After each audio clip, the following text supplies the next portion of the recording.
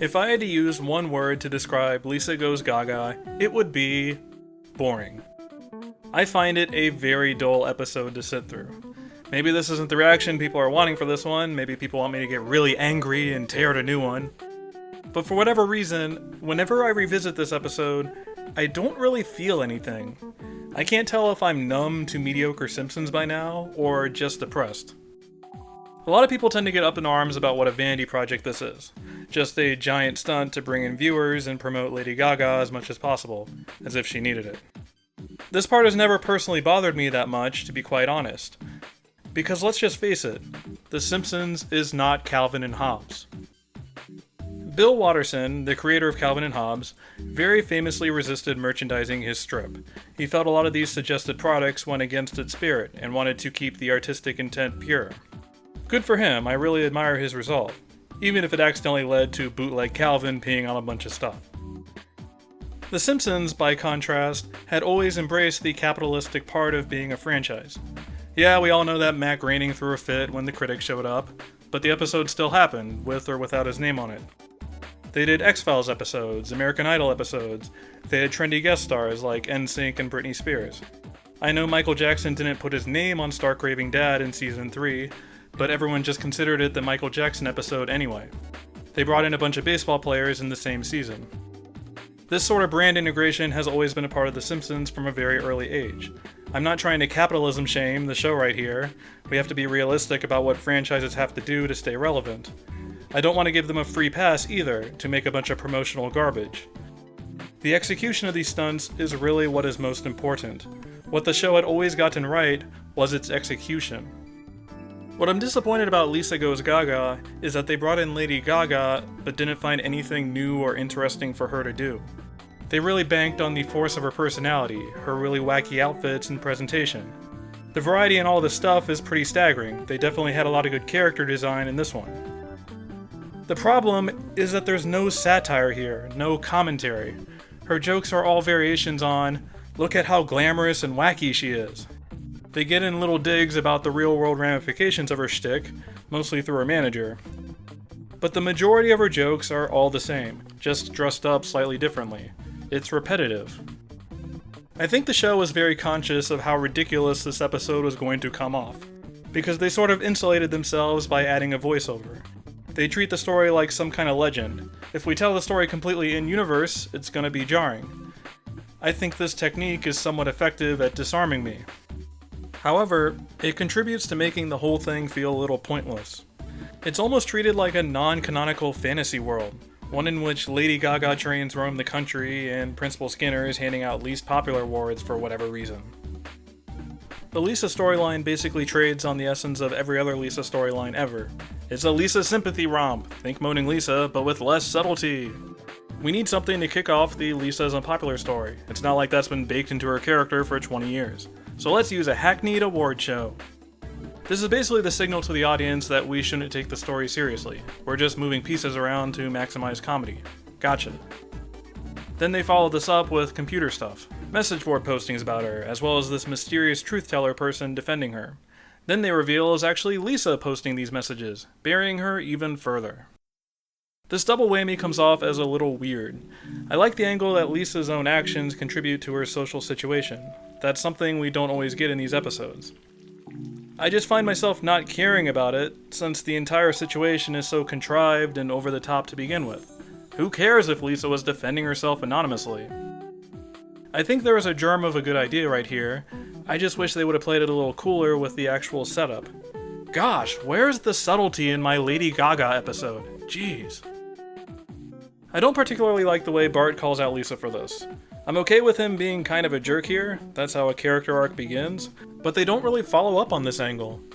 They show the shot of him feeling remorse, and then he pretty much disappears for the rest of the story.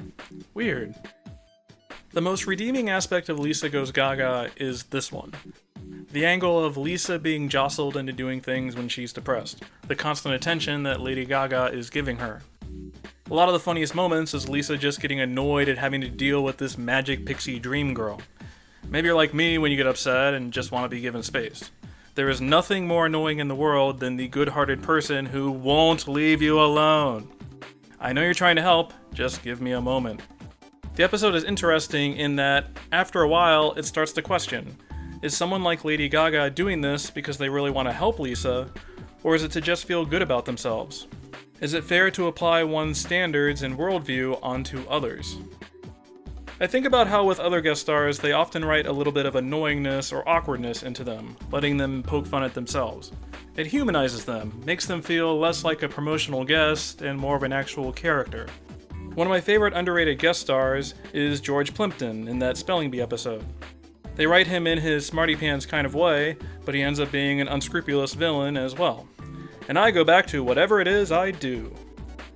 I honestly wish we got more of this aspect with Lady Gaga.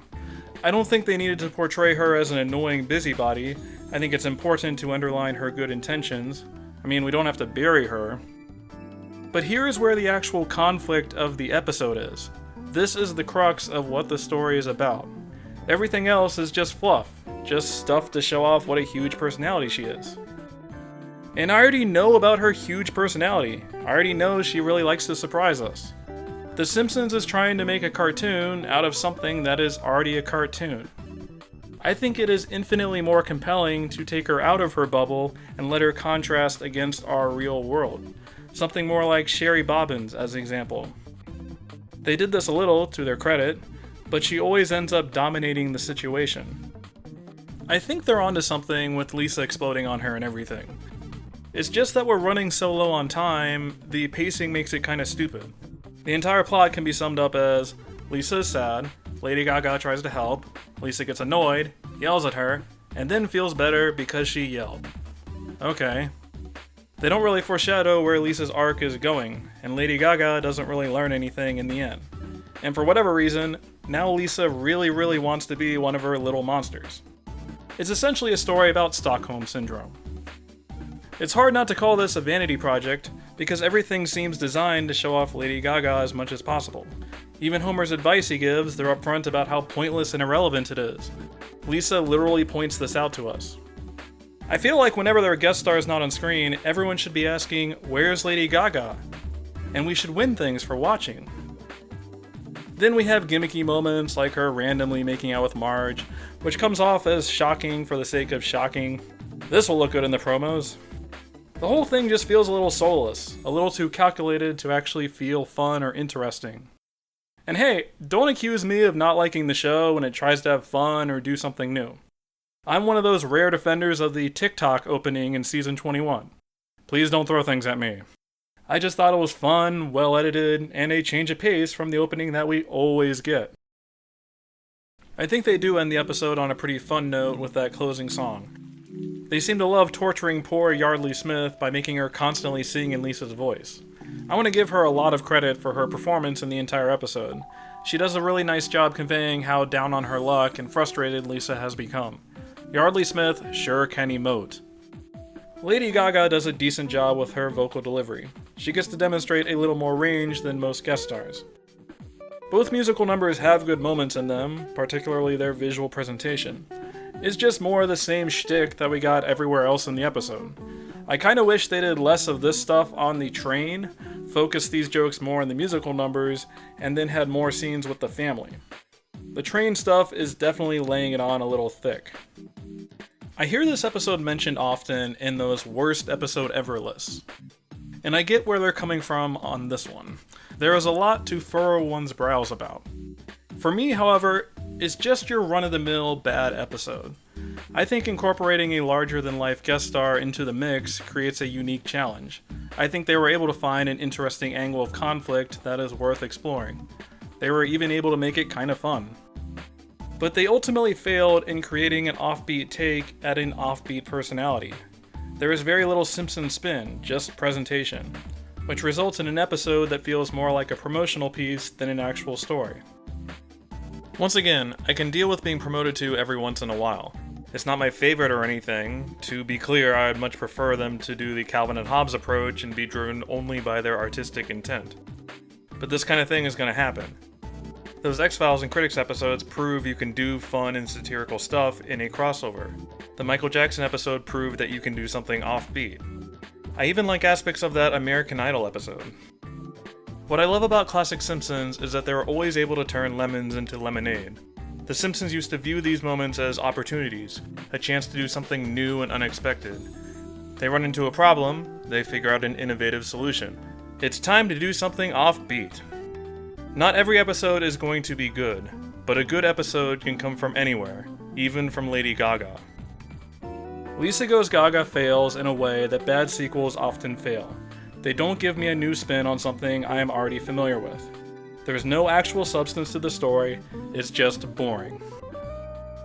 Also, Just Dance, Bad Romance, and Paparazzi are all infinitely better pop songs than Poker Face. There, it had to be said.